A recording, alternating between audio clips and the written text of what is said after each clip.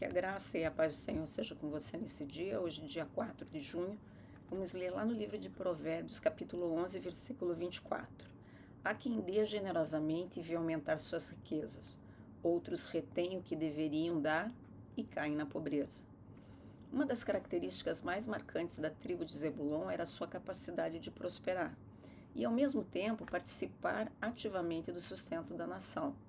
Eles compreendiam que os recursos recebidos do Senhor possuíam uma missão maior do que simplesmente atender os seus próprios interesses.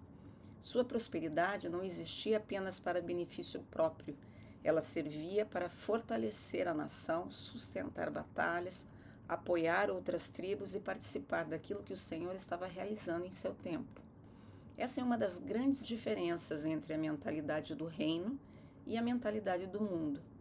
Vivemos em uma cultura que constantemente nos ensina a acumular, mas o reino de Deus nos ensina a administrar. O mundo diz para nós, guarde porque pode faltar, mas o reino nos fala, confie porque Deus continua sendo a sua fonte. Isso não significa agir com irresponsabilidade financeira ou negligenciar o princípio da boa administração, muito pelo contrário. A palavra do Senhor valoriza a prudência, o planejamento e a sabedoria. O que o Senhor deseja corrigir é a falsa segurança que muitas vezes depositamos nos recursos em vez de depositar nele. Existe uma diferença entre administrar recursos e depender deles. Muitos acreditam que a sua segurança está no saldo da sua conta bancária, nos investimentos, na estabilidade profissional ou até mesmo nas reservas acumuladas. Mas a palavra nos mostra repetidamente que a verdadeira segurança nunca esteve no recurso, mas no Deus, que fornece o recurso. Quando Elias precisou de provisão, Deus usou os corvos. Quando Israel precisou de alimento, Deus enviou maná. Quando uma viúva estava prestes a perder tudo, Deus multiplicou o azeite. Quando milhares estavam famintos no deserto, Jesus multiplicou os pães e os peixes. Veja, o recurso mudou em cada situação, mas a fonte sempre permaneceu a mesma.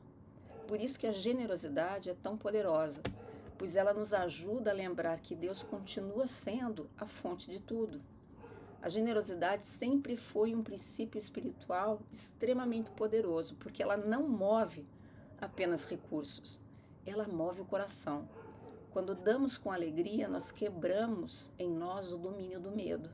Quando compartilhamos, declaramos que a nossa confiança não está naquilo que possuímos. Quando semeamos, reconhecemos que Deus é capaz de multiplicar aquilo que entregamos. Essa generosidade, ela confronta uma das maiores fortalezas do coração humano, o medo da escassez. Esse medo sempre vai perguntar, e se faltar? Mas a fé vai sempre responder, meu Deus suprirá todas as minhas necessidades, segundo as suas riquezas em glória. Muitas vezes desejam colher com abundância, mas poucos, muito poucos, compreendem que toda colheita começa com uma única semente. No reino de Deus não existe colheita sem semeadura. O agricultor entende esse princípio muito bem. Ele não segura a semente por medo de perdê-la. Ele coloca no solo porque acredita no potencial da colheita. A semente sempre parecerá pequena enquanto está na nossa mão.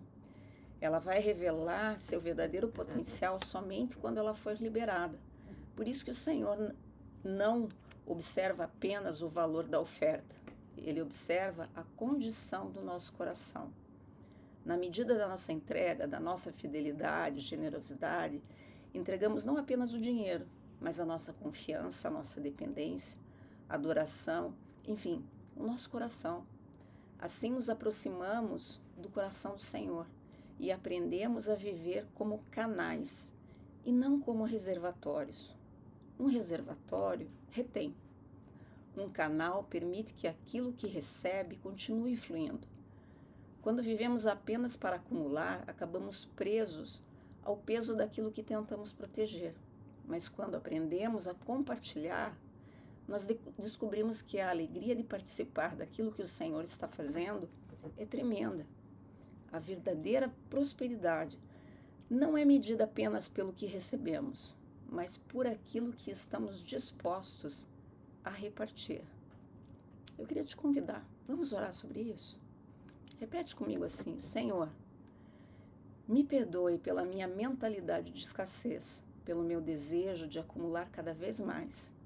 Crie oportunidades na minha vida para que eu possa semear amor, encorajamento e provisão. Espírito Santo, me ensine a confiar na provisão do Senhor, ao invés de confiar nos recursos que possuo. Me ajude e me dê coragem para agir e me livrar da avareza, do medo e da retenção indevida. Me ensine a ser um canal das tuas bênçãos, a ter alegria em compartilhar, sabedoria para administrar e sensibilidade para perceber as necessidades ao meu redor. Que a generosidade faça parte do meu caráter e que minha vida reflita o coração do Senhor. Em nome de Jesus. Amém.